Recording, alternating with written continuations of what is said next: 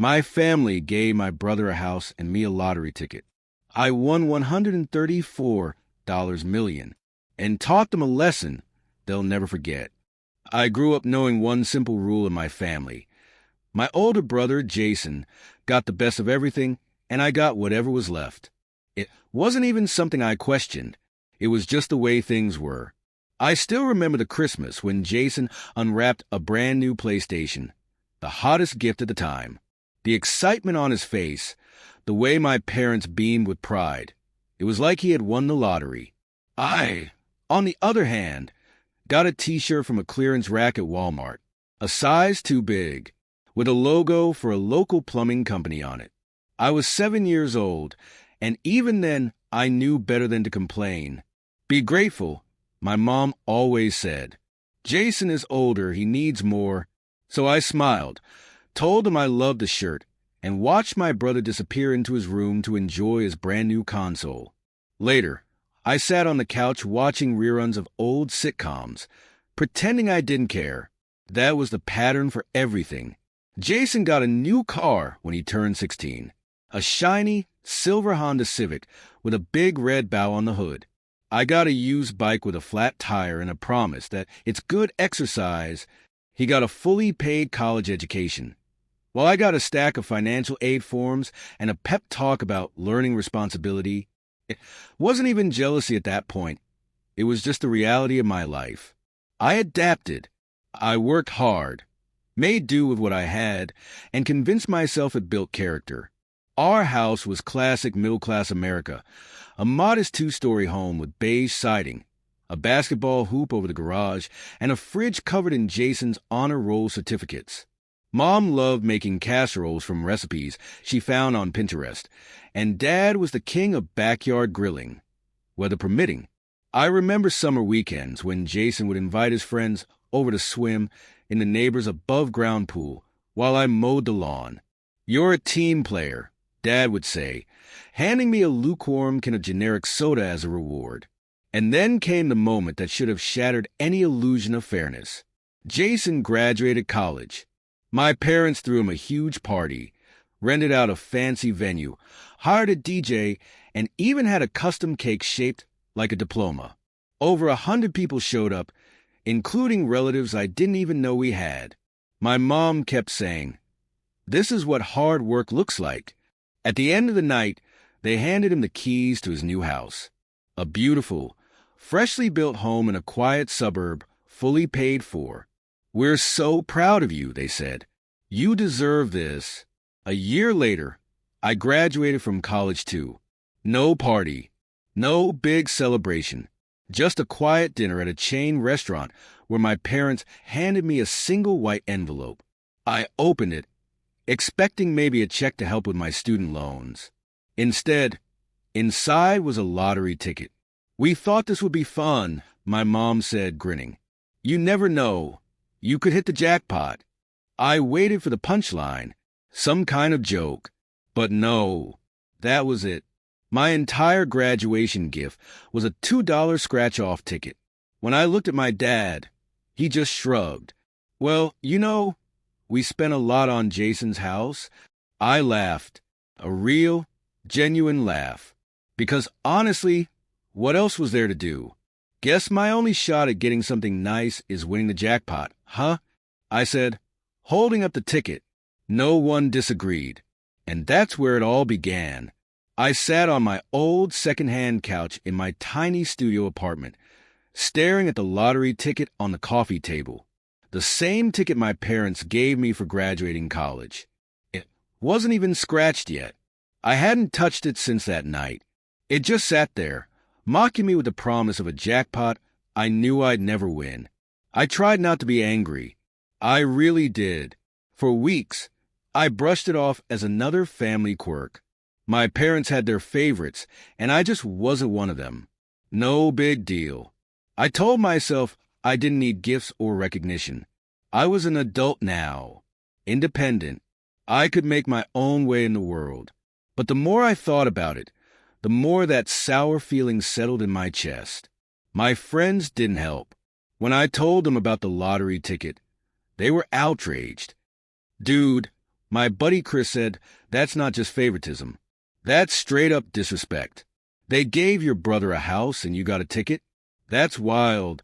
Hearing someone else say it out loud made it worse. I spent nights lying awake, replaying every moment when I had been the afterthought. The clearance rack shirts, the bike with the flat tire, the college tuition I had to scrape together while Jason got everything handed to him. I wasn't just bitter. I felt like a fool for ever pretending it didn't matter. So I made a decision. I wasn't going to confront my parents or have some dramatic showdown. That would be pointless. They'd just tell me I was overreacting or too sensitive. No! I decided to quietly distance myself. I found a job at a small marketing firm and signed a lease on a cramped, one-bedroom apartment downtown. The place was tiny, with outdated appliances and neighbors who held late-night karaoke sessions through paper-thin walls. But it was mine. No handouts. No strings attached. My parents didn't even seem to notice the shift. Jason, on the other hand, kept inviting me over to his house. The house our parents bought for him. Every time I visited, it felt like stepping into a shrine to his success. The walls were adorned with photos of Jason in his cap and gown, Jason posing with his new car, Jason cutting the ribbon in front of his new home. My parents were always there, too, lounging on the couch or admiring the latest renovation. "Isn't this backsplash gorgeous?" Mom said once, running her hand along the subway tiles in Jason's kitchen. We helped him pick it out. So proud of our boy. I stood there, nodding politely, while a voice in my head whispered, "They'll never say that about you." The more time I spent in that house, the more invisible I felt. Conversations revolved around Jason's job, Jason's hobbies, Jason's future plans. If I mentioned something from my life, a project at work, a funny story about my noisy neighbors, they'd smile vaguely and then steer the topic back to Jason's latest accomplishment. One night, after another dinner where I sat like a spectator at the Jason show, I went home and opened the junk drawer in my kitchen. There it was, the lottery ticket. I picked it up, turned it over in my hands.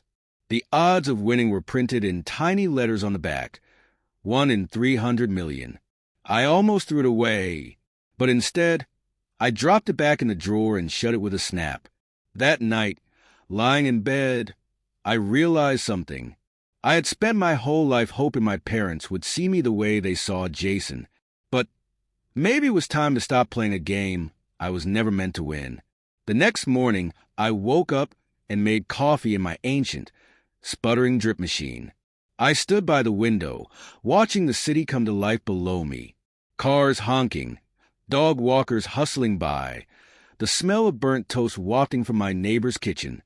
I picked up my phone and stared at the family group chat. Jason had sent another picture, new deck furniture. "Check it out." Mom and Dad replied with heart emojis and "so proud of you." I typed out a reply, then deleted it. Instead, I muted the chat and tossed the phone on the couch. Enough was enough.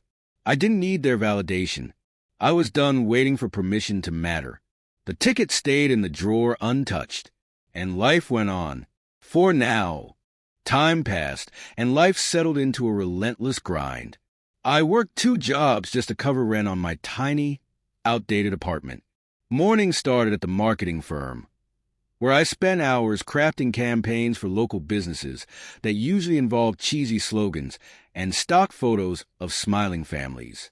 Evenings were reserved for a diner job, where I wore a grease-stained apron and served burgers and milkshakes to high school kids who left sticky fingerprints on the menus.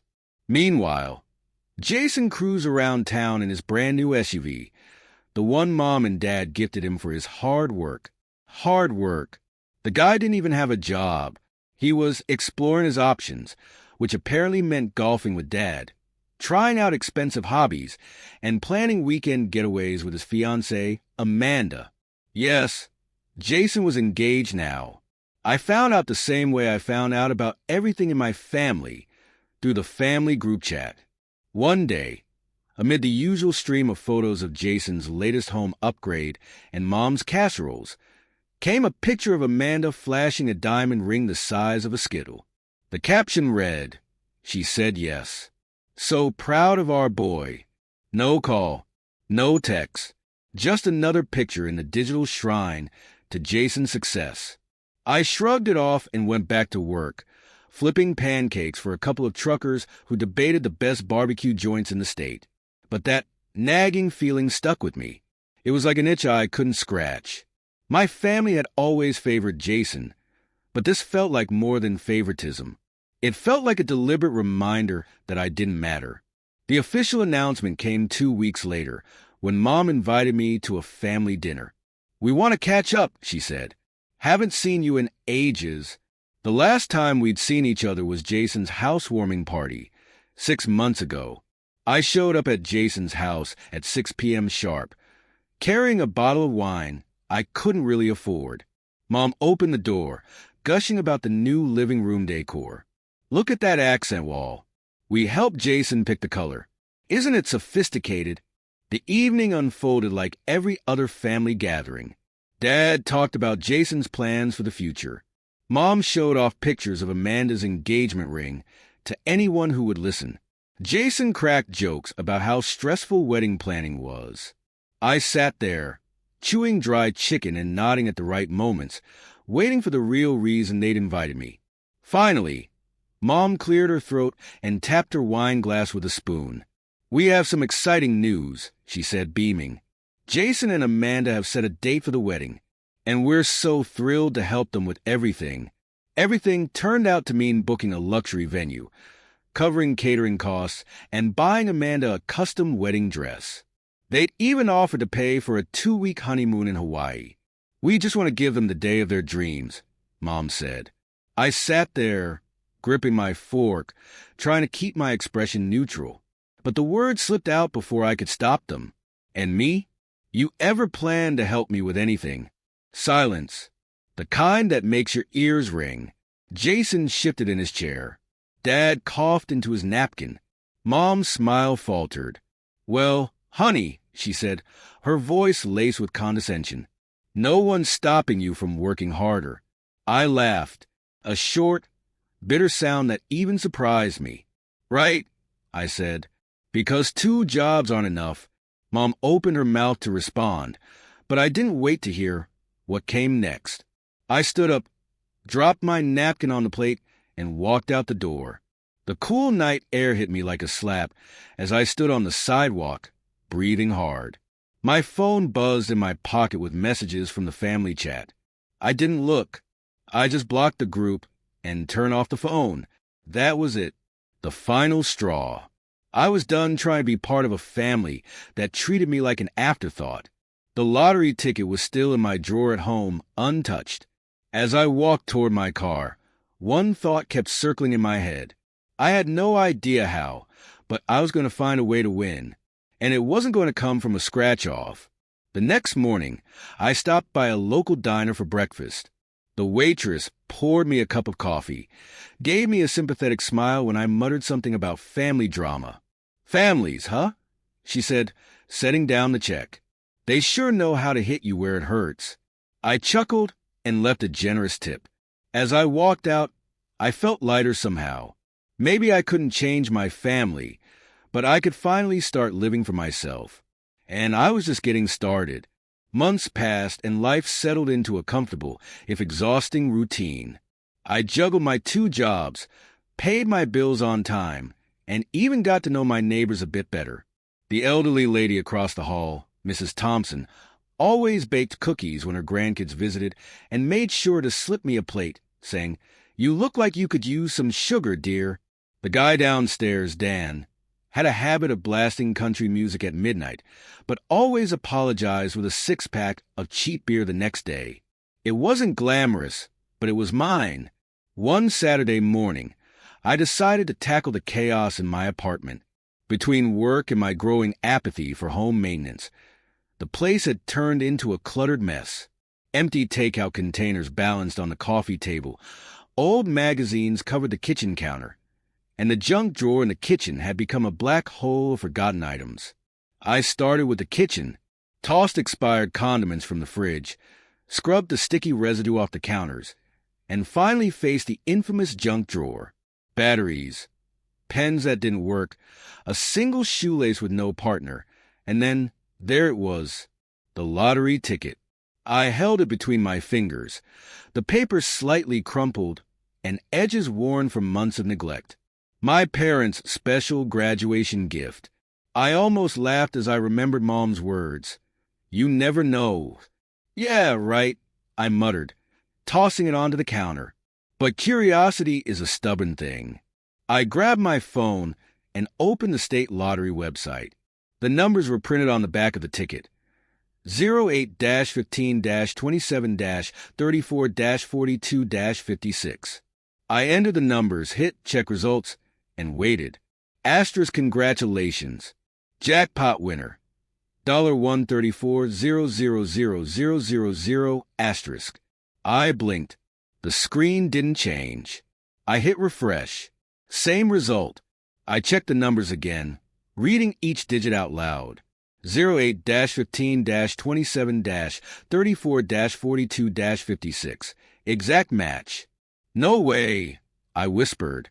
My heart raced as adrenaline surged through me.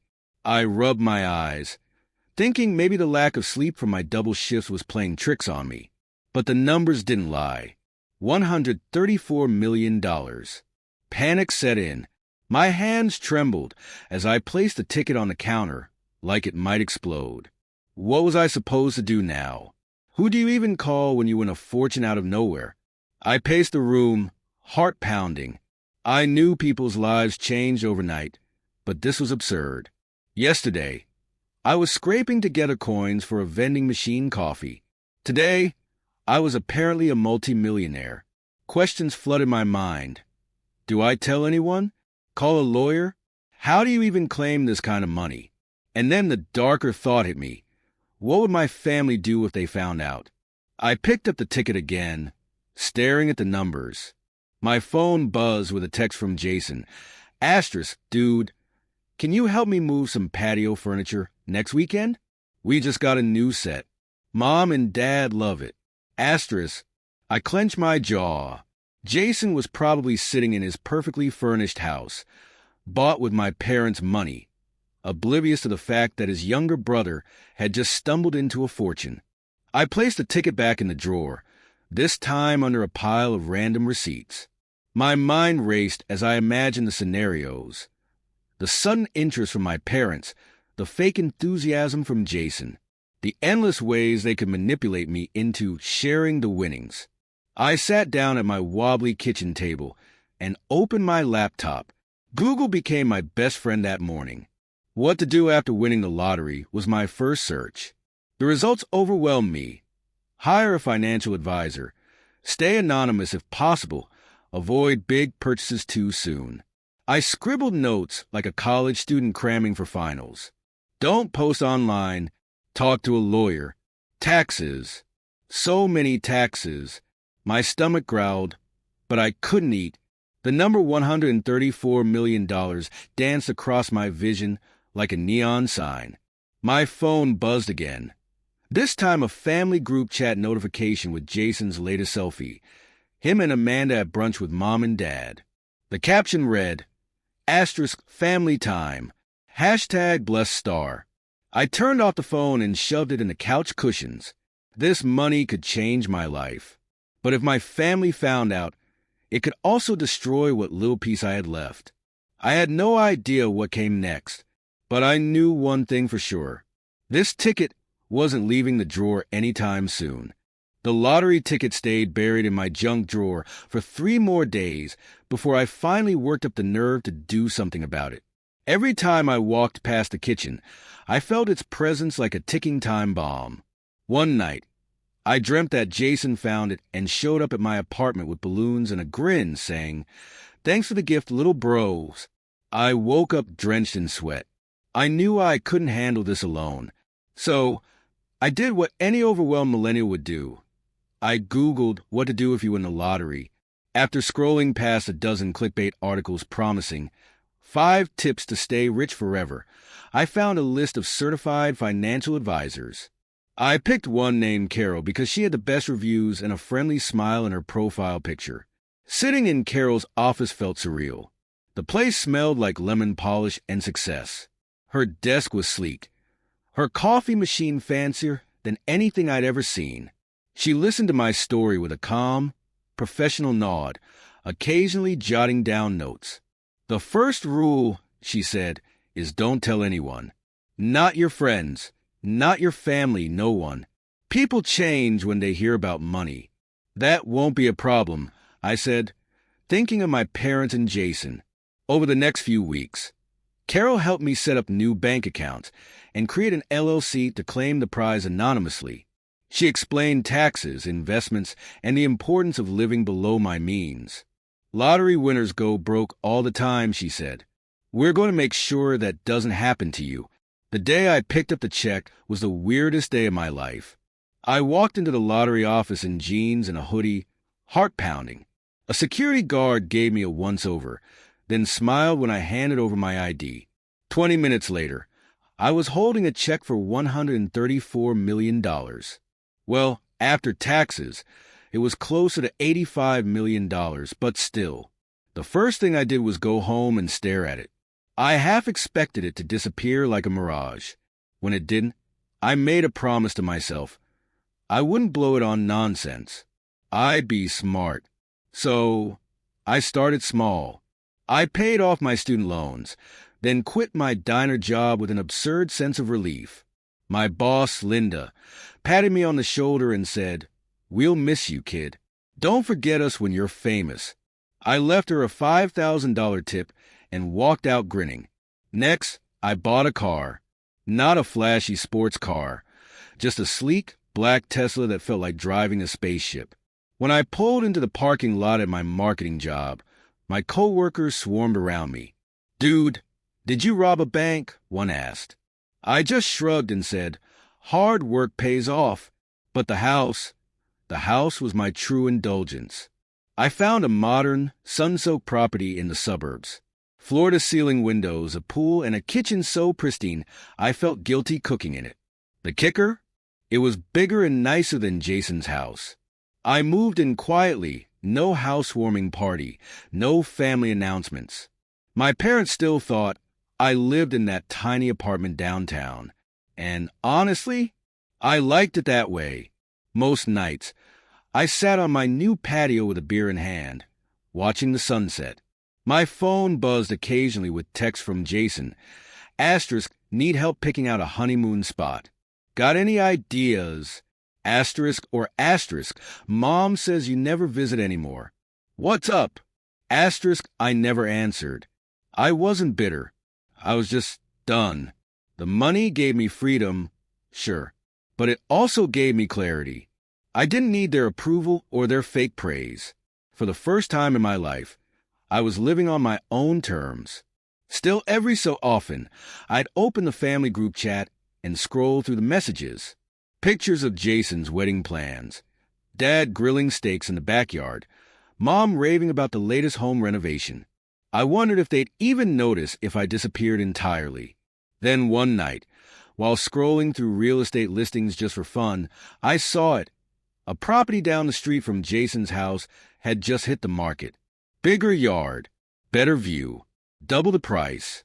I stared at the screen, my finger hovering over the schedule a tour button.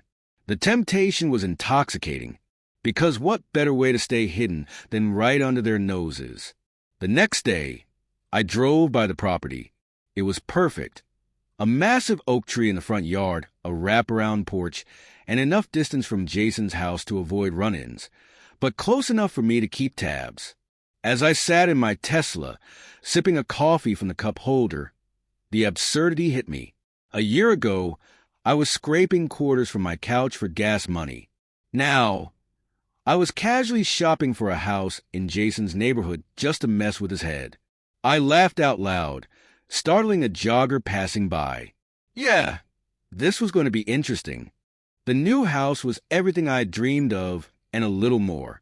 Waking up to the sun streaming through floor-to-ceiling windows, brewing coffee in a kitchen that could belong in a cooking show, and lounging on my wraparound porch with a craft beer became my new normal. I even bought a hammock for lazy afternoons when work didn't demand my attention. For the first time in my life, I felt like I'd made it. But the thing about secrets, they never stay hidden for long. It started innocently enough. One afternoon, while I was stocking the new outdoor fridge with drinks for myself and precisely no guests, my phone buzzed. A text from an old high school friend, Jake. Asterisk, dude, just saw you in a sick Tesla near Oakwood. New ride. Asterisk. I froze. Oakwood was near my new neighborhood. The neighborhood my family didn't know I lived in. I brushed it off with a vague reply. Asterisk, yeah, just upgraded. Life's been good. Asterisk, but the pit in my stomach tightened. The next day, I ran into Dan, my old neighbor from the downtown apartment. Man, I didn't know you moved to the burbs, he said, giving me a playful nudge. Tesla, new digs. You hit the jackpot or something. I laughed it off, muttering something about a better job and needing more space. But I could feel the walls closing in. Then came the call. Hey, sweetheart. Mom's voice crackled through the phone speaker one sunny Saturday morning. I nearly dropped my coffee. We hadn't talked in months. Your dad and I were just saying how much we miss you. Miss me? I said, voice carefully neutral. That's new. Well, she chirped, ignoring the jab, we heard you've been doing great. New car, nice house. We're so proud of you. Pride. The same people who gave me a lottery ticket instead of tuition money were now suddenly proud. The knot in my stomach twisted tighter. How did you? My voice trailed off. Oh, Jason mentioned it, she said lightly. Apparently, one of his friends saw you driving through Oakwood. Isn't that funny? Small world. Small world. Or big mouths. The next call came that evening. Jason. Mike. Dude. His voice boomed through the speaker like we were old pals. Man, we gotta catch up. Heard you're doing pretty well these days. New car, nice house. We should totally grab a beer. Jason didn't drink beer. He drank overpriced cocktails with names like Smoky Elderflower Sunset. Busy these days, I said, trying to sound casual. Come on, he pressed. Just one drink. We'll swing by your place. I heard it's pretty sweet. And there it was. They knew. Somewhere along the way, the secret I'd guarded so carefully had slipped. Maybe I got too comfortable. Maybe that Tesla was a little too shiny, the house a little too nice. Word had gotten out. And now my family, who hadn't given me a second thought in years, was suddenly desperate to reconnect. The next morning, I found myself pacing the immaculate kitchen. My phone buzzed again. Mom this time. Asterisk, let's do dinner soon. Your dad's been talking about you nonstop. Asterisk. I opened the family group chat, the one I'd muted months ago. The most recent message was a picture of Jason standing in front of a massive oak tree with a caption. Asterisk, Mike's new neighborhood is nice. Maybe we should move here too. Asterisk, my blood ran cold. They weren't just curious. They were circling. I sat at the kitchen island, mind racing. The coffee machine hissed behind me, filling the air with the rich aroma of my morning ritual. I barely noticed. My family had never shown interest in my life before. Now, they were practically planning to move into my backyard. That afternoon, I called Carol, my financial advisor. They know, I said, voice tight. Your family? She asked. Yeah, I don't know how much, but they're sniffing around. She sighed. It happens more than you'd think. Money does weird things to relationships. Stay cool, stick to the plan. And whatever you do, don't let guilt pull you back in. Easier said than done. I drove around aimlessly for hours, ending up at a random diner off the highway. The waitress poured me coffee and asked if I wanted a pie special. It's pecan, she said, and it'll solve at least half your problems. I chuckled and ordered a slice. She was right. It didn't fix my family drama, but it reminded me of something important. I wasn't that overlooked kid anymore. I had options now. But the game had just changed, and I needed to be ready. The invitation came through a text from Mom. Asterisk Sunday dinner at Jason's. We miss you so much. Please come. Asterisk. I stared at the message, drumming my fingers on the kitchen counter. My gut told me it was a setup, but curiosity won. I'd spent months dodging family calls, ignoring Jason's phony invitations, and living my best anonymous millionaire life. But maybe, just maybe, this was an olive branch. Sunday evening, I pulled into Jason's driveway. His house looked the same as always, meticulously landscaped massive porch, and that smug, I didn't earn this vibe. I parked my Tesla next to his SUV and walked to the door, gripping a bottle of mid-price wine I'd picked up as a peace offering. Mikey, Mom chirped as she opened the door, arms wide. She hadn't called me that since middle school. She pulled me into a hug and patted my back with excessive enthusiasm. Look at you. So grown up. Jason appeared behind her, grinning like he'd just won a game he hadn't played. Hey, bro. Long time no see. Come on in. The living room was just as I remembered. Family photos, an oversized sectional, and that faint citrusy scent of cleaning products. Dad was already seated at the dining table, flipping through his phone.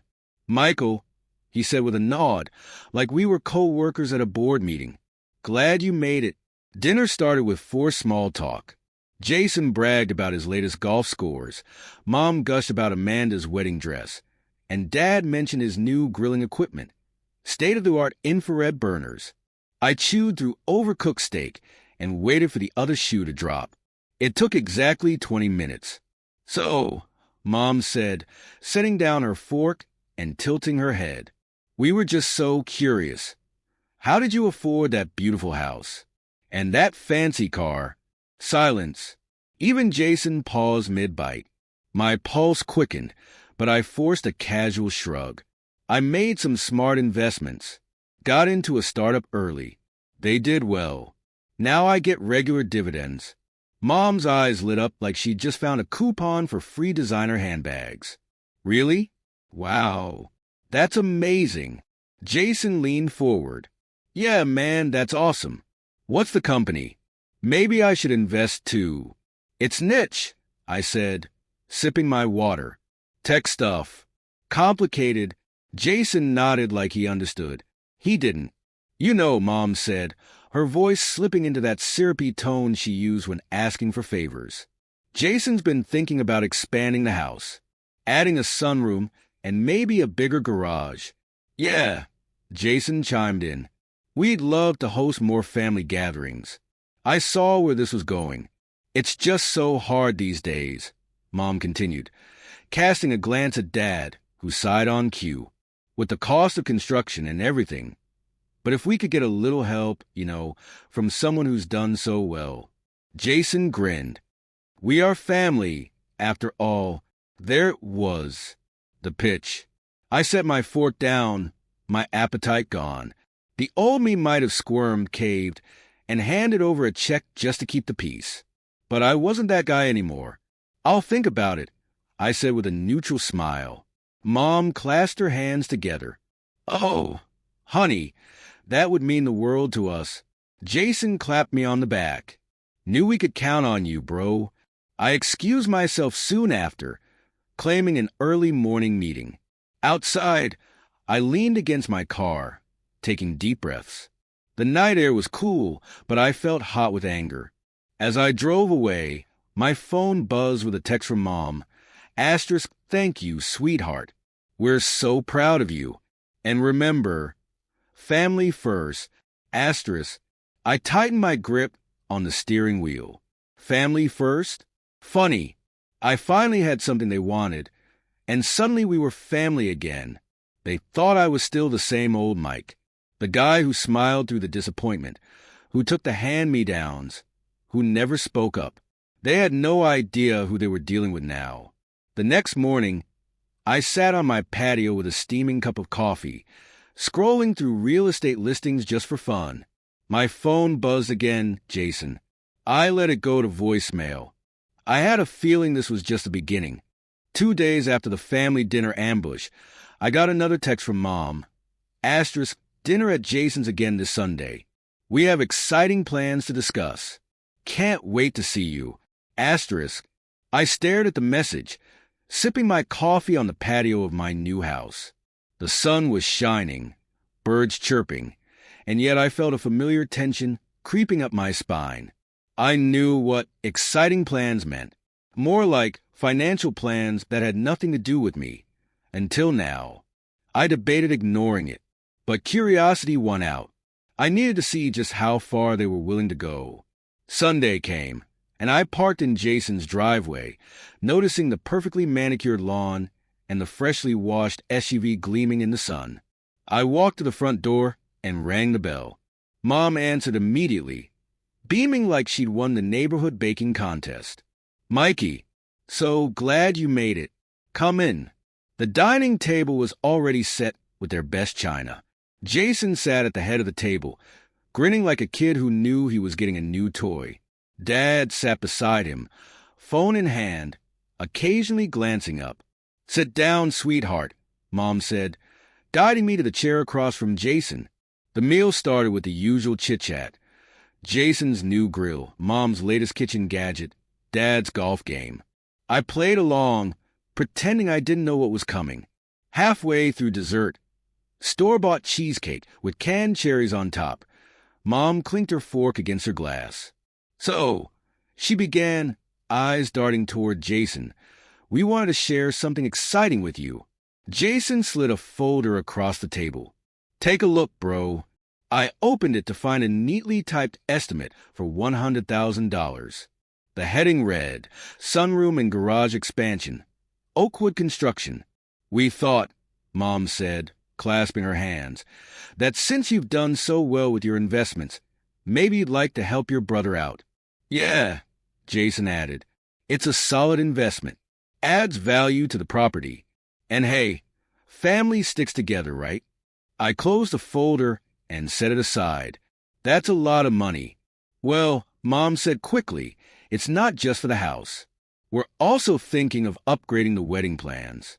Amanda really wants a destination wedding now. Something elegant. And, weddings are so expensive these days." Dad cleared his throat. "We figured $100,000 would cover both." "You figured," I repeated, leaning back in my chair. "We are family," Mom said, voice softening into that familiar guilt-laden tone. "We've always been there for each other. And now that you're doing so well, it's just natural to want to help." I let the silence stretch, watching their hopeful faces. The cheesecake tasted sour in my mouth. "You mean like when Jason got a house and I got a lottery ticket? Or when he got a new car and I got a used bike with a flat tire?" I said finally. Mom's smile faltered. "That was different." "Right," I said, standing up. "Here's the thing. You never helped me when I needed it. Now that I've made something of myself, you suddenly remember I exist. But we're family." Mom's voice cracked. I smiled. "Well, no one's stopping you from working harder." Jason's face turned red. "Come on, man. It's not like we're asking for a lot. $100,000 isn't a lot." I laughed. "Must be nice to live in your world." Mom started to cry softly, dabbing her eyes with a napkin. Dad just shook his head. Jason crossed his arms, sulking. "We just thought," Mom whispered, "that you'd want to share your success with your family." I picked up the folder and held it for a moment. You know what? I did want that. For years. But I finally realized something. Family isn't about money or guilt trips. It's about showing up for each other when it matters. And you never showed up for me. I dropped the folder back on the table. "Enjoy your dinner. I'm done." As I walked out, Jason muttered, "Jerk." I paused at the door, turned back with a grin and said, "Well, no one's stopping you from working harder." Outside, the air was crisp and cool. I stood by my car for a moment, taking deep breaths. My phone buzzed in my pocket, another text from Mom. I didn't need to read it. I blocked her number and drove home, the weight of years of disappointment finally lifting from my shoulders. Life without the constant weight of family manipulation felt like breathing fresh air for the first time. My days were my own now. I woke up when I wanted, worked on projects I enjoyed, and traveled whenever the mood struck. No more guilt trips or passive-aggressive comments. Just freedom. I invested wisely, just like Carol, my financial advisor, advised. Real estate, blue-chip stocks, a couple of promising tech startups. The dividends rolled in steadily, funding weekend getaways to Napa Valley, spontaneous trips to New Orleans for jazz festivals, and a ski trip to Colorado where I discovered that snowboarding was definitely not my sport. The new house became a sanctuary. I turned the spare bedroom into a home theater, the patio into an outdoor lounge, and the garage into a mini gym. Most mornings, I sat on the terrace with a steaming cup of coffee, watching the sunrise over the manicured lawns. The silence was beautiful. No text from Mom. No fake invites from Jason. Just me and the sound of birds and the occasional hum of my neighbor's lawnmower. Without the family circus, I realized something unexpected. I was genuinely happy. I didn't feel lonely or resentful. I wasn't looking over my shoulder, waiting for the next guilt-laden message. Turns out, cutting toxic ties isn't just therapeutic. It's downright liberating. Jason, meanwhile, hadn't changed a bit. I heard through mutual acquaintances that he was still mooching off Mom and Dad. They'd paid for the wedding, the sunroom expansion, and even covered his credit card debt when Amanda went on a self-care shopping spree. I almost felt sorry for them. Almost. One crisp autumn afternoon, I ran into Jason downtown.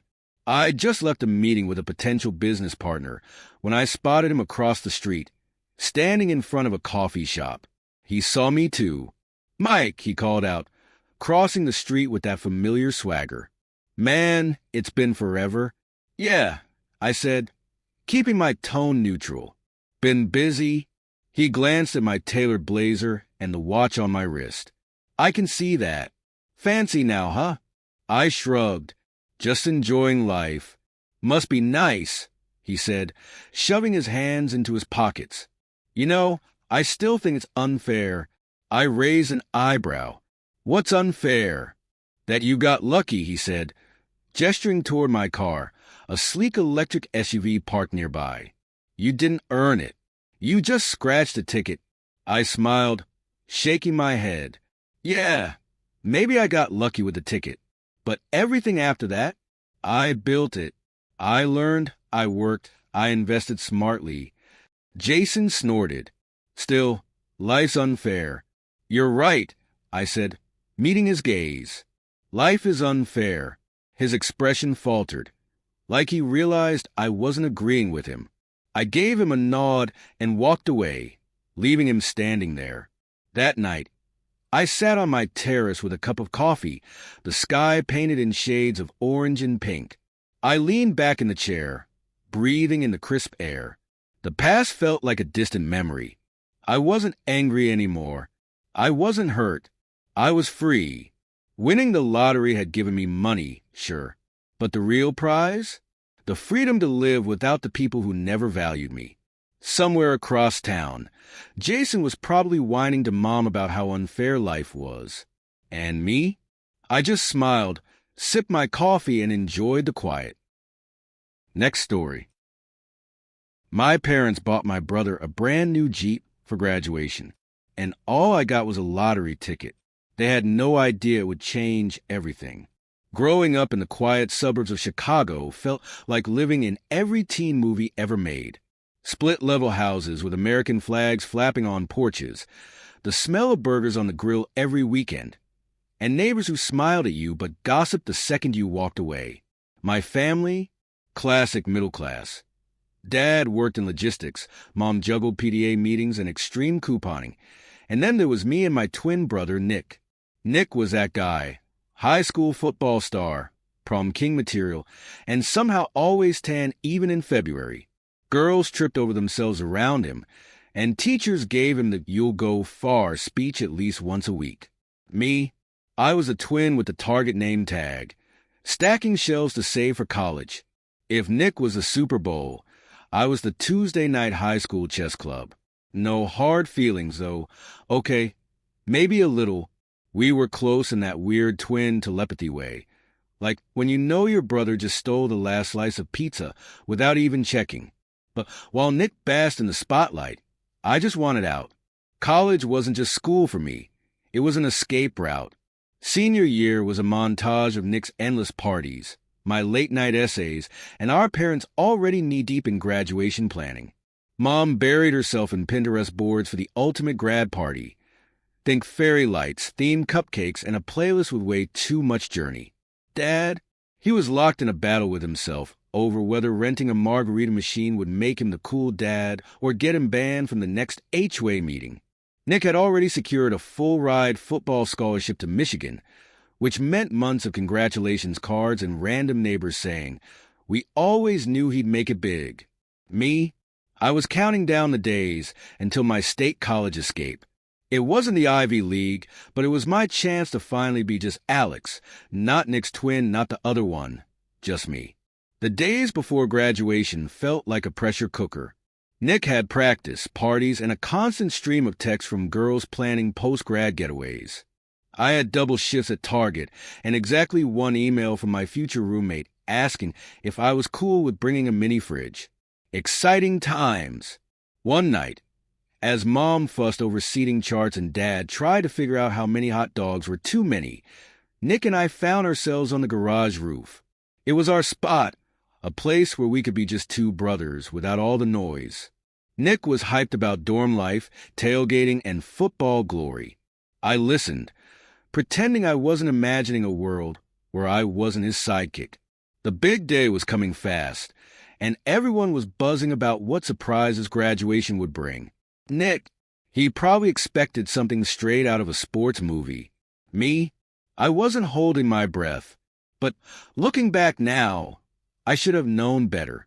I knew Nick would get something huge, but I never thought my gift would flip our entire world upside down. Graduation day felt like stepping into one of those high school movies that always seemed too perfect to be real. The gym was decked out in blue and gold streamers, oversized balloons spelling out class of 2024, and a photo booth where everyone lined up to snap selfies with oversized sunglasses and fake diplomas. The smell of cafeteria pizza from past lunches still haunted the place, but no one cared. Nick, of course, was in his element, flashing that effortless smile while classmates clapped him on the back like he just won the Super Bowl. The ceremony itself dragged on longer than a line at Starbucks on a Monday morning. Speeches that tried too hard to be funny, a choir performance that made me question if any of them actually rehearsed, and me sitting there thinking about my next Target shift. Nick's name got called with the kind of enthusiasm usually reserved for lottery winners, while mine was more like, "Oh, write him too?" But hey, at least I didn't trip walking across the stage. Small wins. Afterward, the chaos was unreal. Mom sobbing like we were shipping off to Mars, dads awkwardly filming every second on their phones, and relatives I barely knew pulling me into hugs that lasted way too long. Nick got mobbed by his fan club, while I mostly nodded along to small talk and dodged questions about my future like I was in the NFL myself. Back at home, our backyard looked like it had been ripped from a Pinterest board. Fairy lights everywhere, a table stacked with mini sliders, chips, and hot dogs, and a cooler packed with enough Coca-Cola to fuel an all-nighter. Nick's crew rolled in like a tsunami, each louder than the next, dressed in polos and class of 2024 t-shirts that looked suspiciously new. I spotted Mr. Thompson from next door pretending to mingle while sneaking another plate of sliders. Someone, probably Nick, decided that renting a limo was a move. Next thing I knew, we were crammed inside, blasting throwback hits from early 2000s playlists someone found on Spotify, making pit stops at Taco Bell and Starbucks because apparently no grad night is complete without caffeine and nachos. Nick soaked it all in. The laughs, the selfies, the nonstop attention. Me, I sat back, sipping my Coke, cracking jokes, and wondering if anyone actually noticed I was there. We did the classic Starbucks photo op, holding our drinks like they were Oscars, and for a split second, it felt like maybe this could be my moment too. Back home, as the party hit its peak and the fairy lights flickered in the humid night air, Mom and Dad gathered everyone inside for the moment everyone was waiting for: the gifts. Nick looked ready to burst, already picturing whatever grand surprise our parents had cooked up for him.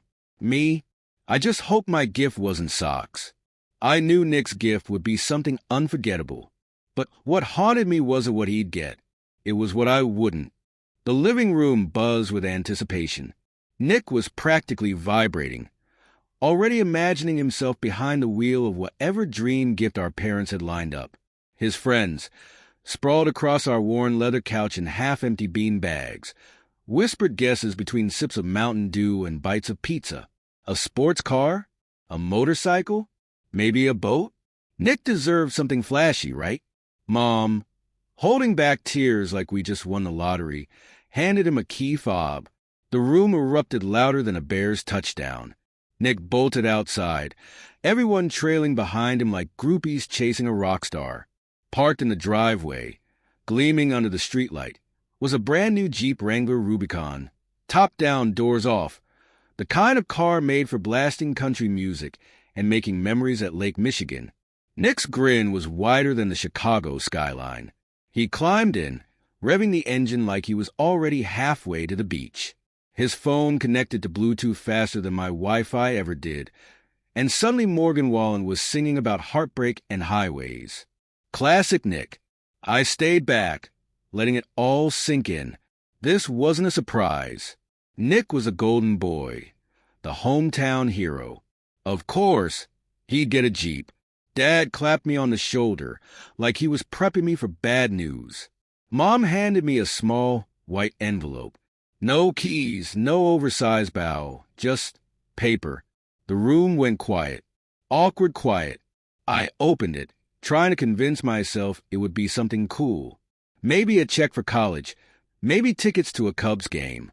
Inside, a $25 Best Buy gift card and a lottery ticket. Cue the awkward chuckles.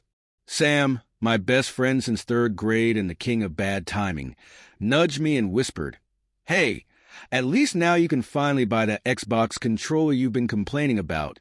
I forced a laugh because, well, what else do you do when life hands you a slap in the face disguised as a gift? Nick's friends barely noticed. They were too busy piling into the Jeep, already arguing about who got shotgun. Mom hugged me tight, whispering something about bigger things ahead. But her voice got drowned out by the Jeep's engine and Nick yelling that they were headed to Dairy Queen. Dad gave me that nod. You know the one.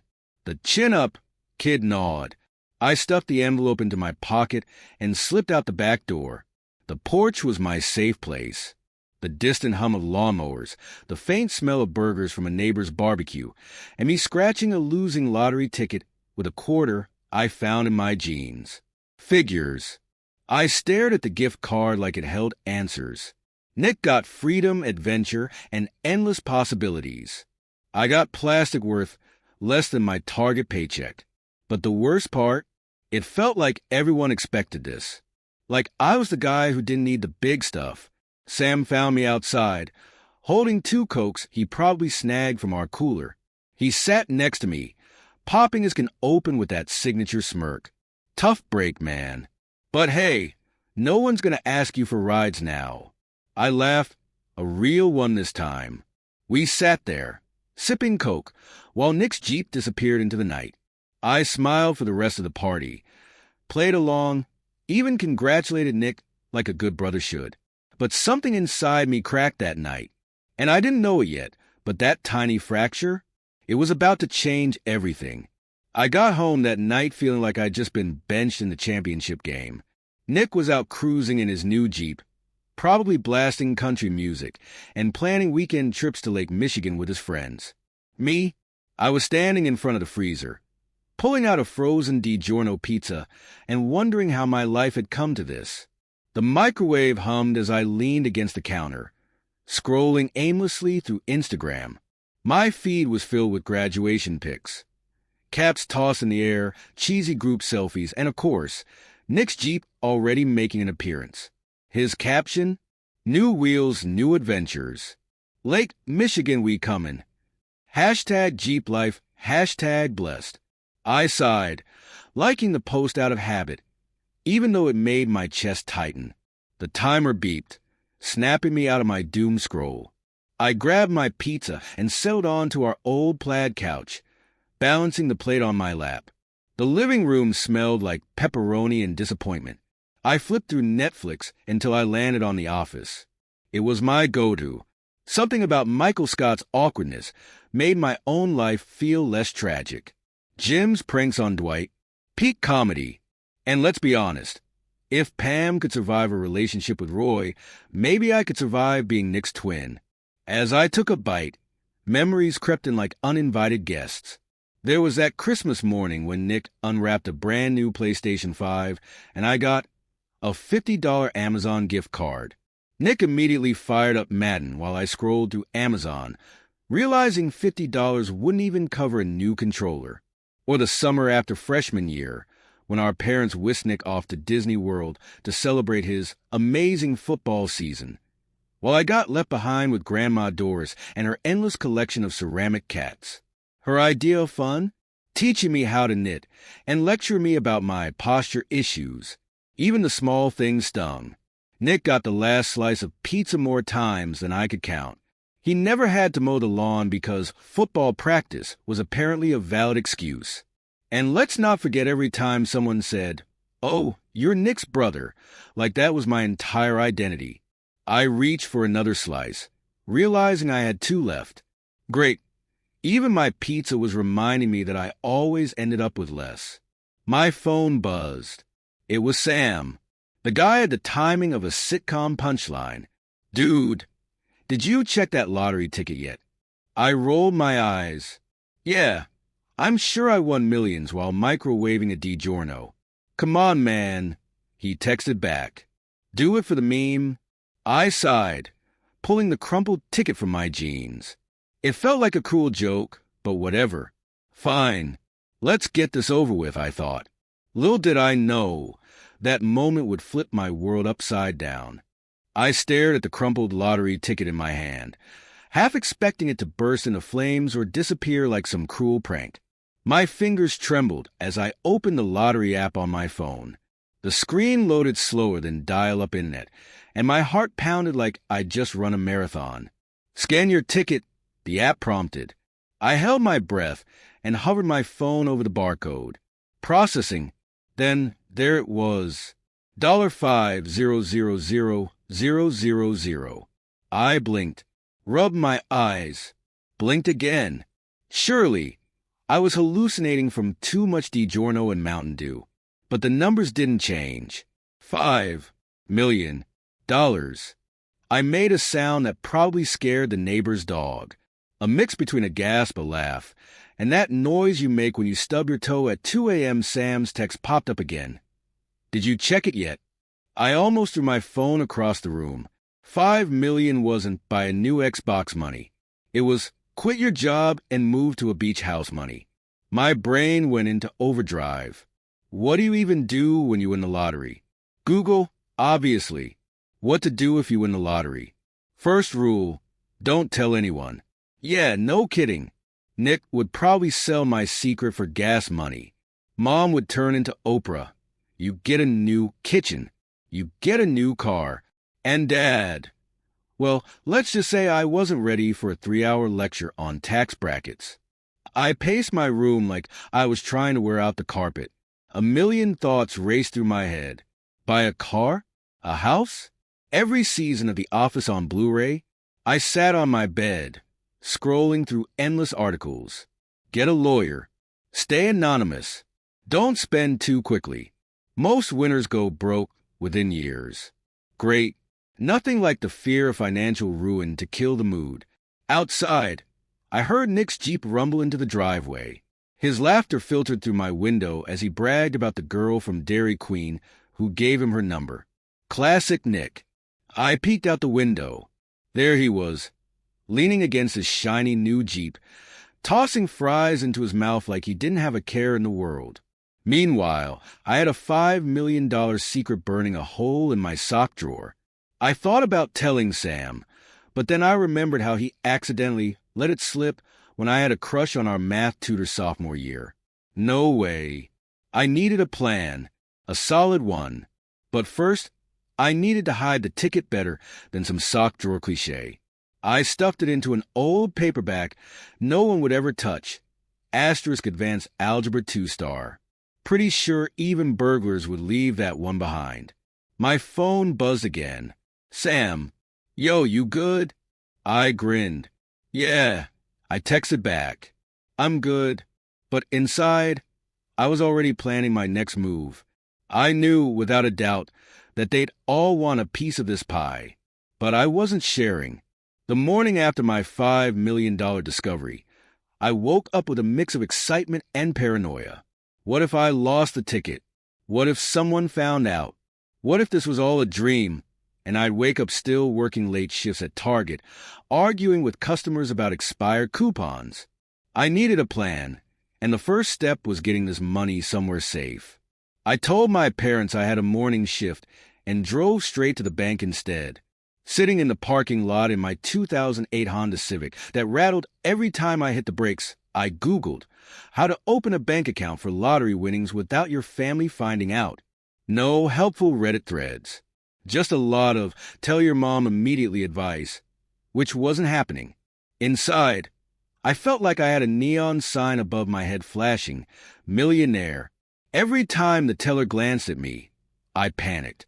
But an hour later, I walked out with a new account, a temporary card, and a meeting with Brian, my new financial advisor. Brian looked exactly how you'd picture a financial advisor. Polo shirt, khakis, and the kind of smile that said, "Trust me, I won't lose all your money, probably." He didn't blink when I told him about my win. Just launched into a TED Talk about diversified portfolios. I nodded like I understood, wondering if anyone ever just bought a mansion and called it a day. Eventually, I invested in Tesla and Amazon stocks because, well, Elon Musk and 2-day shipping. Next up, Operation New Alex. I hit the mall like a man on a mission, skipped Walmart, beeline to Nike, and spent more in an hour than I had in the past 2 years combined. Hoodies, Air Jordans, Ray-Bans, the essentials. For the first time, I wasn't counting pennies at the clearance rack. When I strutted into the house, Nick noticed instantly. "New kicks?" he asked, tossing a football in the air. "Uber," I said. Like that explained everything. Apparently, in Nick's world, driving strangers around could buy you $200 sneakers. A week later, I traded my Civic for a Tesla Model 3. The first time I pulled up, Nick nearly spit out his Mountain Dew. "No way," he laughed. "This is like an Uber rental, right?" "Yep," I shrugged. Testing it out, no one questioned it. My parents started hinting about bills, and Nick kept teasing me about being the bougie Uber driver. Meanwhile, I was building a life no one knew about. For the first time, I felt free. Nick had his Jeep and his fan club. I had my secret fortune and a fresh start. But secrets like mine, they never stay hidden for long. The Tesla's autopilot hummed softly as I cruised back down I-90 after the Post Malone concert, my ears still ringing from the bass and Sam's off-key singing. The night had been perfect, front row seats, overpriced merch, and enough adrenaline to fuel me for a week.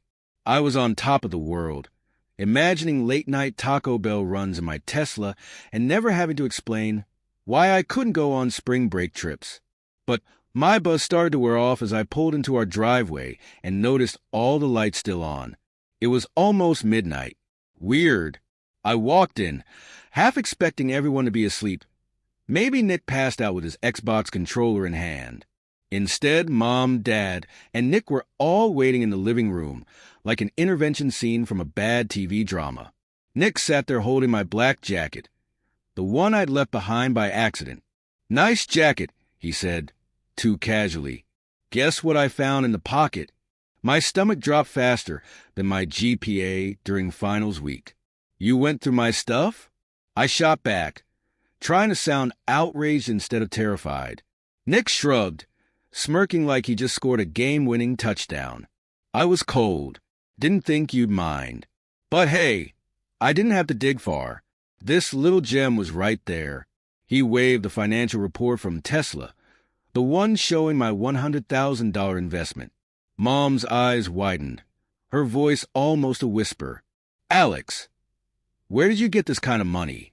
Dad leaned forward, his classic serious dad face on. Sit down. Now, no escape. My heart pounded. I could say I found it on the sidewalk, but even that wouldn't fly. I sighed, running a hand through my hair. I won the lottery, I admitted, the words tasting like defeat. $150K. Mom blinked rapidly, like she was processing a system update. $150,000, and you didn't tell us? Why? Dad, already in calculator mode, rubbed his chin. Tuition, car insurance, credit card debt. This could help with a lot of family expenses. Nick, being Nick, leaned back with that grin that made me want to throw a pillow at his face. Guess you can finally ditch the Tesla rental and get a real car. Like, I don't know, a Toyota? I forced a laugh, but inside, I knew this was just the beginning of a storm I wasn't ready for. The living room felt like a courtroom, and I was definitely the defendant. Mom paced. Dad rubbed his temples like he was calculating every penny they'd ever spent, and Nick just scrolled through his phone like this was background noise. Typical. I can't believe you hid this from us, Mom said, her voice a mix of disappointment and disbelief. We've always supported you, Alex. Always. I clenched my jaw. Supported me? You mean like how you spent all your savings on Nick's Jeep while I got a $25 gift card? Nick chuckled under his breath. Well, you did buy those nice Air Jordans with it, right? That was it. I snapped. You know what? No. I'm not giving you any money, I said firmly. Not for the mortgage. Not for car payments, and definitely not for Nick's next weekend trip to Lake Michigan. Mom gasped like I just said I was moving to Mars. We're your family. Families help each other. Funny, I shot back. I don't remember much help when I was working double shifts at Target to save for college. Dad tried to keep the peace. Son, we thought Nick's Jeep was an investment in his future. He needed it for what? Instagram posts? Cruising past Starbucks. I interrupted. Nick finally looked up. Chill, dude. You're acting like I forced him to buy it. My voice dripped with sarcasm. Right, because saying I need a Jeep isn't forcing at all. Mom started with the guilt trips. We did our best, Alex. Maybe you could just help a little? We're behind on some bills. The water heater's busted, and your dad's car needs new brakes. I grabbed my jacket. I'm done, Mom. Done? She echoed, panicked. Yeah, I nodded. Done being the backup plan.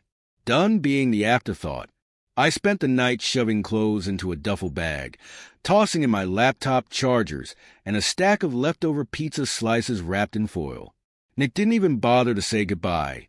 He was too busy FaceTiming his friends about some party. The next morning, I stopped by Starbucks, grabbed a Venti caramel macchiato because, well, I could finally afford one without checking my bank balance first.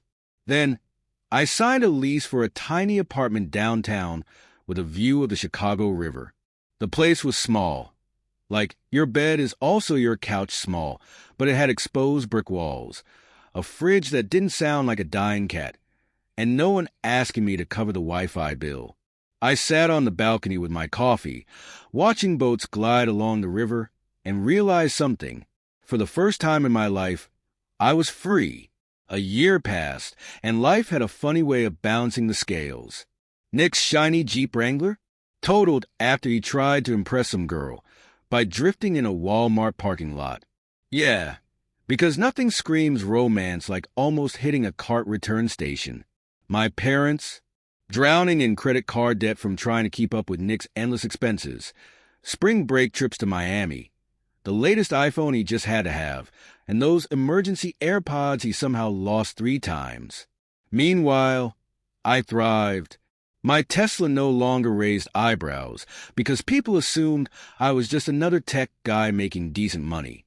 My investments paid off big time, and I poured my money into a promising tech startup that exploded faster than a bag of popcorn in the microwave. Suddenly, I wasn't just a quiet twin working shifts at Target. I was a guy who booked last-minute flights to LA for weekend getaways and posted sunrise pics from the Grand Canyon. Disney World? Check that off my bucket list. Twice. I even got a photo with Mickey Mouse while holding a cho because why not? Life felt like a montage from one of those inspirational TikToks with lo-fi music in the background. Then came the inevitable call. Alex, we need help. Mom's voice trembled through the phone. We're behind on everything. The house, the cars, even groceries. Nick chimed in, sounding less cocky than usual. Look, man, I screwed up, but we're family, right? I smiled bitterly, swirling my overpriced Starbucks iced coffee. Maybe you should have invested in me instead of a Jeep. I hung up, half expecting them to call back. They didn't. But fate wasn't done with me yet. One day, my phone rang. It was Grandpa. Hey, kiddo, just checking in. I bet that lottery ticket changed everything. Huh? My breath caught. Wait, you knew? Of course, he chuckled. I bought that ticket. Gave it to your folks for your graduation. Always knew you were meant for something big. Tears welled up. Shame Grandpa was the only one who saw me as more than a backup player. Next story. My parents went crazy. When I bought a house for myself, not my sister, I always knew my family had a favorite, and it wasn't me.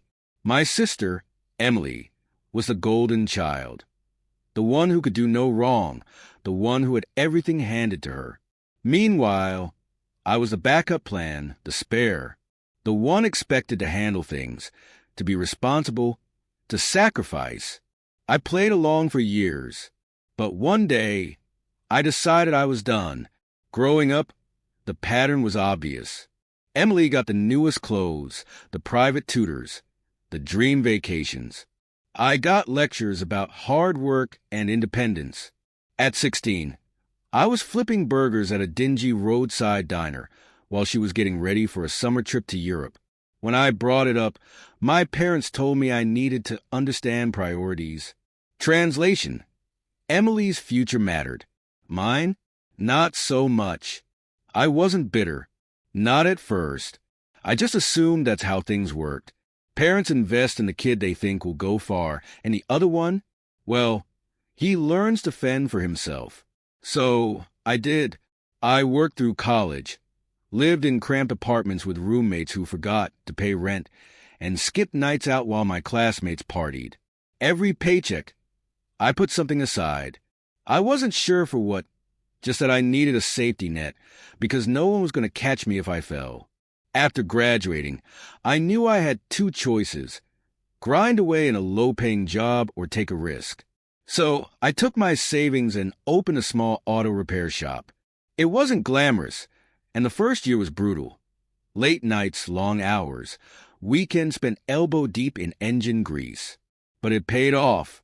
By year 5, I was making steady money, enough to start seriously thinking about buying my own place. Of course, my parents knew this. I had mentioned my dream of finally owning a house instead of renting a shoebox apartment. And every time I did, they'd nod, smile, and somehow, the conversation would always shift. You know, my mom would sigh dramatically, Emily's been struggling so much. Rent is so expensive these days. My dad would add, she just needs a little help. It would mean so much if she had a stable place to live. They never outright said it, but the message was loud and clear. I was supposed to be the one to fix her struggles. Never mind that Emily's struggles were mostly self-inflicted. While I was pulling 16-hour shifts, she was out living her best life, vacations, designer handbags, nights out at expensive restaurants. But somehow, she was the one who needed help. And then there was the money. Over the years, I've been helping my parents financially, covering home repairs, unexpected bills, even slipping them extra cash when things got tight. I didn't mind at first. They were my parents after all. But then I started noticing little things, like how my mom always had a new handbag, or how my dad suddenly had a fancy new watch. At first, I thought maybe they had just been saving. Then I realized where the money was going. Emily, my parents weren't struggling. They were just funneling my help straight into her lifestyle. Then, I overheard a conversation that changed everything. I had stopped by my parents' house to drop something off. I wasn't planning to stay long, but as I walked past the kitchen, I heard my name. So, I did what any rational person would do. I froze in place and listened while pretending to check my phone. I'm sure he'll do the right thing, my mom was saying. He's responsible. He's been saving for years. My dad agreed. It only makes sense. He can't expect her to struggle. He's her brother. Struggle? Emily? The same Emily who had never paid rent a day in her life. The one who still had my parents covering her credit card bills. Something wasn't adding up. And then it hit me. They were talking about my money. I stood there, my heart pounding, as realization sank in. They had a plan where I, without ever being asked, would buy a house. Not for myself, for Emily. And the worst part, they assumed I'd just go along with it, like it was obvious, like it was my duty. I wanted to storm in and demand answers, but I knew how that would go. They'd say I was being selfish. They'd talk about family, about responsibility, about how lucky I was to have made it while Emily struggled. I'd heard it all before. I needed to think. So, I left without saying a word. That night, I lay awake, staring at the ceiling of my tiny studio apartment with a flickering kitchen light I still hadn't fixed. I thought about every time I had been told to wait my turn, every sacrifice I had made, every time I had swallowed my frustration and smiled. And I thought about Emily, about how she would react if she knew what they were planning. Would she be embarrassed, grateful, or would she just assume it was her right? I got my answer the next morning. Emily called me out of nowhere, her voice dripping with excitement. She went on and on about a new place she had found.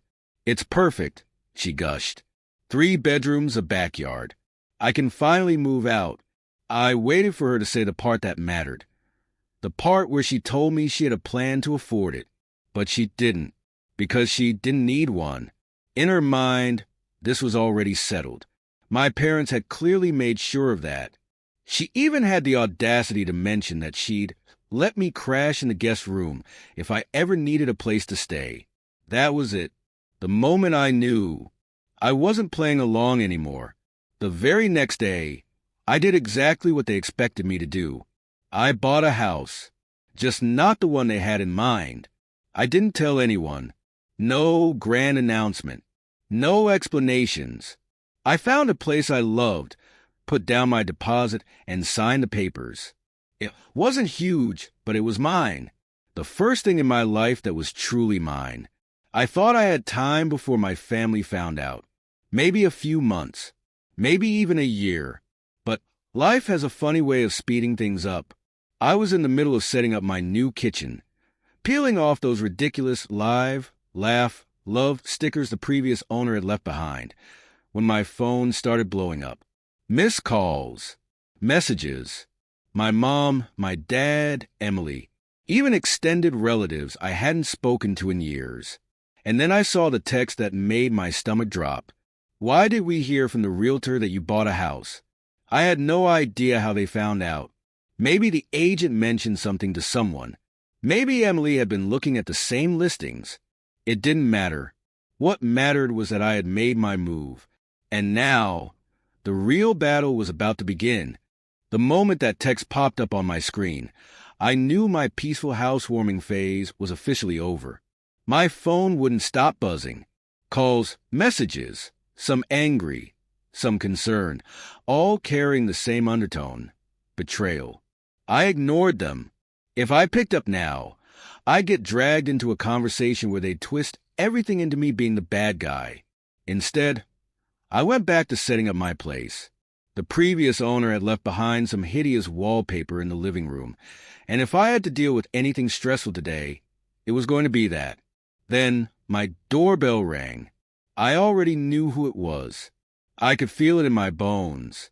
When I opened the door, my parents stood there, looking less like loving parents and more like corporate executives ready to discuss my breach of contract. My mom's face was a mix of disappointment and hurt, the kind of look reserved for when I used to forget to call home.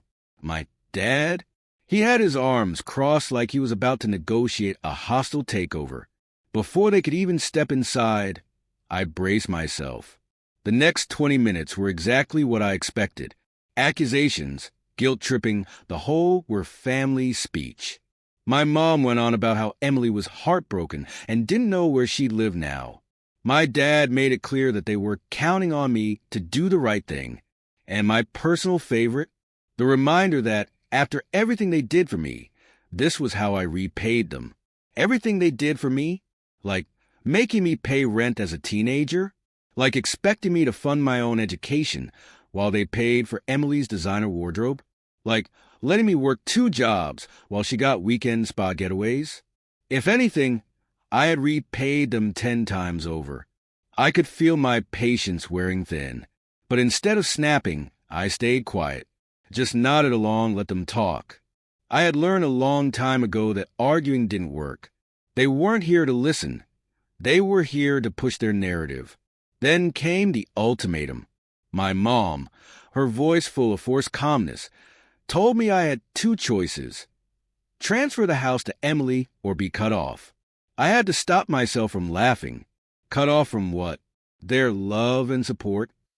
The same love and support that always came with conditions? The same family who had never offered me anything without expecting twice as much in return? I told them I'd think about it.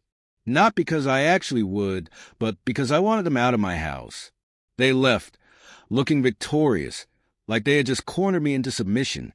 I took a deep breath, walked into my kitchen, and grabbed a beer from the fridge. Sat down, stared at my phone. More missed calls. Emily had finally texted, and I could already guess what it said. Something about me ruining her life. Something about how she had counted on me. I opened it, and that's when I saw something that made my blood run cold. A message from Emily, but it wasn't meant for me. She had accidentally sent it to our family group chat instead of whoever she was talking to. The message? A detailed plan about how she and my parents were going to break me, how they'd keep up the pressure until I caved and handed over the house. There it was, plain as day, confirmation that none of this was about fairness or family. It was a coordinated takedown, and I was just a fool who was supposed to roll over. I took a screenshot, saved it, and just sat there for a minute. For the first time in years, I felt something shift. Not anger, not sadness, just clarity. They had never seen me as family. I was just a resource to be tapped into when needed. So I made a decision. I wasn't going to argue. I wasn't going to explain myself. I was just going to show them exactly how done I was. The next morning, I started making my move. The next morning, I woke up with a plan. If my family wanted a battle, they were going to get one, but on my terms. I wasn't going to argue or explain myself. I was going to take control of the situation and make sure they knew I was done playing their games. First, I locked everything down. I called my bank and double-checked that no one could make changes to my accounts except me. I updated my passwords, secured my important documents, and even installed security cameras around my property, just in case. Knowing my family, I wouldn't put it past them to pull something desperate. Then, I reached out to a lawyer. I had no idea if my parents could actually cause trouble for me legally, but I wasn't about to take any chances. After explaining my situation, the lawyer reassured me that as long as everything was in my name and I hadn't signed anything for Emily, I had nothing to worry about. That was good news, but I still wasn't taking any risks. Later that day, I got a text from Emily. She was willing to talk, but only if I was ready to make things right. I ignored it. A few hours later, another text came in, this time from my mom. She was worried about me and thought we should have a family dinner to discuss everything. Yeah, right. I wasn't falling for that trap. Instead, I decided to flip the script. If my family thought they could manipulate me through pressure, I was going to apply some pressure of my own. First, I went on social media. I made a simple post, nothing dramatic, nothing directly calling them out. Just a picture of my new house with a caption, "Finally home. Worked hard for this, and it's all mine." The reaction was immediate. Friends and extended family started congratulating me, commenting on how much I deserved it. And then the real fun began. Emily didn't comment, but I knew she saw it. A few hours later, I got another text. This time, she wasn't so polite. She unloaded on me about how selfish I was, how I had humiliated her by making my purchase public. Apparently, some of her friends had asked why she wasn't getting a house if I could afford one. Her ego had taken a hit, and she didn't like it. Then came the phone call. This time, it was my dad. No more fake concern, no more we're family talk. He was angry, said I was embarrassing them, said I was being ungrateful. I let him rant. Then, when he finally asked what I was going to do to fix this, I gave him a simple answer. Nothing. That was when the threat started. If I didn't do the right thing, I could forget about ever being welcome in their house again. My response? Sounds like a win-win to me. For the first time in my life, I didn't feel guilty for standing my ground. I didn't feel like I owed them anything, because the truth was I didn't. I blocked Emily's number. I muted my parents' calls. Then I ordered takeout from my favorite barbecue joint, cracked open a cold beer, and sat on my new porch, watching the sun set over my hard-earned property. For the first time in my life, I was truly free. The silence didn't last long. By the next morning, my inbox was flooded with even more messages. Emily had gone full meltdown mode. My parents had started damage control. Apparently, some extended family members had seen my post and started asking questions. The last thing my parents wanted was for people outside their little circle to realize how messed up the situation really was. I could almost hear their conversations playing out. My mom, frantically trying to spin the story so she didn't look bad. My dad, grumbling about family duty and how I had somehow betrayed them. And Emily? Well, she had gone nuclear. Not only was she ranting in the family group chat, but she was also airing her grievances on social media. I scrolled through her latest posts, long, dramatic captions about how hard her life was, how she had been betrayed by those closest to her, and how she was struggling to find a place to live. I nearly choked on my coffee when I saw that she had started a GoFundMe. That's right. She had actually created a crowdfunding campaign titled "Help Emily Get the Home She Deserves." The audacity was almost impressive. The description was even better. She painted herself as the struggling sister whose cold-hearted brother had refused to help her in her time of need. She conveniently left out the part where she had been expecting a free house and had done absolutely nothing to earn it. The donations? A grand total of $20, probably from one of her equally entitled friends. I had to admit, I was a little disappointed. If you're going to commit to the scam, at least make it believable. Still, the situation was getting ridiculous. I needed to shut this down before it spiraled even further. I had no interest in turning this into an online family feud, but I also wasn't about to let them drag my name through the mud. So, I decided to drop one last bomb. I made a new post, but this time, I included some receipts, actual screenshots of the text Emily had sent me, where she openly admitted to planning with my parents to pressure me into giving her my house. I didn't add any commentary, just the screenshots and a simple caption, clearing up some misunderstandings. The internet did the rest. Within hours, people started calling her out. Friends who had blindly supported her before suddenly went silent. Some even turned on her, realizing they'd been manipulated. Emily deleted her GoFundMe and locked her social media accounts. My parents, they weren't handling the heat well either. Apparently, some extended family members had decided to reach out and ask why they thought it was okay to demand a house from their son while coddling their daughter. By the end of the day, the family group chat was dead silent. No more guilt-tripping messages, no more passive-aggressive calls. Just silence, and it was glorious. I sat back, watching the sun dip below the horizon, my phone blissfully free of notifications. I had a cold drink in my hand, a playlist of my favorite songs playing in the background, and for the first time in years, I wasn't waiting for the other shoe to drop. I wasn't worried about what my family thought or whether I had done the right thing. I had done the right thing for me, and that was enough. The silence stretched for a full week. No calls, no texts, nothing. I expected my parents to try one last desperate move, but for the first time, they seemed to realize I wasn't budging. Maybe the public embarrassment had finally sunk in. Maybe they were regrouping. Either way, I wasn't about to get comfortable. Then, just as I was settling into my new life, the next surprise arrived. Certified mail. A thick envelope with my parents' return address, the kind that never carries good news. I sat at my kitchen table, coffee in one hand, letter opener in the other, bracing for whatever nonsense was inside. It was a legal notice. My parents were threatening to sue me. I had to read it twice to make sure I wasn't hallucinating.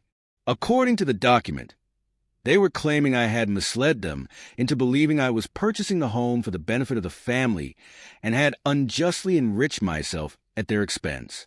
It was absurd. I had never made a single promise to anyone about giving my house away, but their desperation had reached new levels. The best part? They were demanding financial compensation for the emotional distress I had caused Emily. That's right. She was so distraught over not getting a free house that they thought she deserved money. I did what any rational person would do. I laughed. Then I called my lawyer. The conversation was short. My lawyer barely held back his own amusement as he told me this case had zero chance of holding up in court. At best, it was a scare tactic. At worst, a last-ditch effort to manipulate me into giving in. Either way, I wasn't worried. But I also wasn't about to let it slide. If they wanted to escalate things, I'd escalate them right back. I made a few more calls. One to my bank, just to triple-check everything was locked down, and another to a locksmith to reinforce my home security. Then, I did the thing I knew would push them over the edge. I sent my parents a certified letter in return, informing them that any further harassment would result in legal action. 2 days later, the phone calls resumed. First my mom, then my dad, then Emily. I ignored them all. They left voicemails, some apologetic, others still trying to guilt-trip me. My mom's was the best. She went from sobbing to furious within a single message, demanding to know how I could turn my back on my own family over something as small as a house. Small? The irony nearly knocked me over. If it was so small, why were they willing to go to court over it? Finally, on the third day, I picked up when my dad called. He skipped the pleasantries. Straight to business. They would drop everything if I just agreed to work something out with Emily. I told him there was nothing to work out. That was the last straw. He exploded, ranting about how selfish I was, how I had betrayed them, how no son of his would ever treat his family this way. It was the kind of speech I had heard a dozen times before, but this time I felt nothing. I let him talk. Then, when he finally ran out of steam, I calmly told him I had nothing left to say. I wished him well, told him I hoped they would move on, and hung up. And that was it. The legal threats? Dropped. The guilt-tripping? Gone. My parents finally seemed to understand that I wasn't giving in, and Emily, well, she went radio silent. Either she realized she wasn't getting anything from me, or she found another target to latch onto. For the first time in my life, I felt free. No more manipulation, no more obligations. Just me, my house, and a future that actually belonged to me. I had won. The first few weeks of freedom were an adjustment. I had spent so long waiting for the next round of manipulation that it felt strange to wake up without dreading a passive-aggressive text or another family ambush. My house actually felt like a home now, not just a place I had to defend. For the first time, I could focus on myself. I got into a solid routine, waking up early, hitting the gym, cooking real meals instead of grabbing fast food on the go. I finally had the time and energy to enjoy the little things, like sitting on my porch with a cup of coffee and watching the world wake up. It was the kind of peace I never realized I needed. But of course, peace never lasts forever. One afternoon, while working from home, I heard a knock at the door. My gut told me exactly who it was before I even looked. Sure enough, Emily. She stood on my porch, looking less like the sister I grew up with, and more like a door-to-door salesperson on the last day of the quarter. The entitled confidence was gone, replaced by something that almost looked like desperation. Almost. I didn't let her in. Instead, I stepped outside, arms crossed, waiting for whatever script she had prepared. She started with small talk, awkward, forced, like she was reading from a badly rehearsed script. Then came the real reason she was here. She had thought about everything and realized she had been a little unfair. She wasn't asking for a house anymore, she assured me. Just a place to stay. Just for a little while. I nearly laughed. A little while? Right. And then what? I let her move in. And suddenly I'm paying her bills while she lounges on my couch, complaining about how unfair life is? Not a chance. I kept my response simple. She had parents who had bent over backward for her. Why not stay with them? That's when the real truth slipped out. She wasn't welcome there anymore. Apparently, after everything that went down, our parents' reputation took a hit. Relatives who used to enable their behavior weren't so quick to take their side. Even some of Emily's friends had distanced themselves. Turns out, when you go viral for trying to scam your own brother, people don't exactly want to be associated with you. Emily wasn't just looking for a place to crash. She was looking for an escape from the mess she had made. I didn't take the bait. I told her I wasn't interested in playing that role anymore.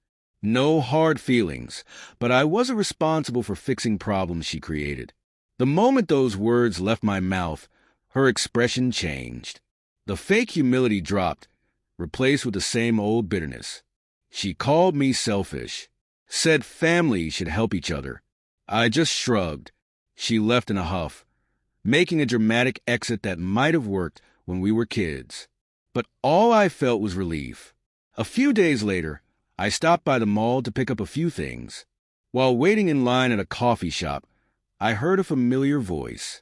It was Emily, talking loudly to someone at a nearby table. I wasn't trying to eavesdrop, but when your sister's voice carries like a megaphone, it's hard not to. She was complaining, loudly, about how hard life was now, how she had to get this work, a real job, like a regular person. She went on about how exhausting it was, how she couldn't believe people did this every day. Meanwhile, the woman she was talking to looked like she was seconds away from reminding Emily that most of the population has been doing exactly that forever. I bit my lip to keep from laughing. It was too good. Instead of saying anything, I grabbed my coffee and walked past her table. She didn't even notice me. But as I stepped outside, I couldn't help but smile. For the first time in my life, I wasn't the one dealing with Emily's drama. Someone else got to hear her monologue about life's injustices. And you know what? That was fine by me. Later that evening, I got a text from my mom. A last-ditch effort to guilt me into reconsidering. Something about how family sticks together, and how she couldn't believe how cold I had become. I ignored it. They had spent years making it clear that I wasn't really part of their definition of family unless I was useful to them. Now, I finally understood something important. I wasn't cold. I was just done. And for the first time in my life, I didn't feel the need to explain myself to anyone.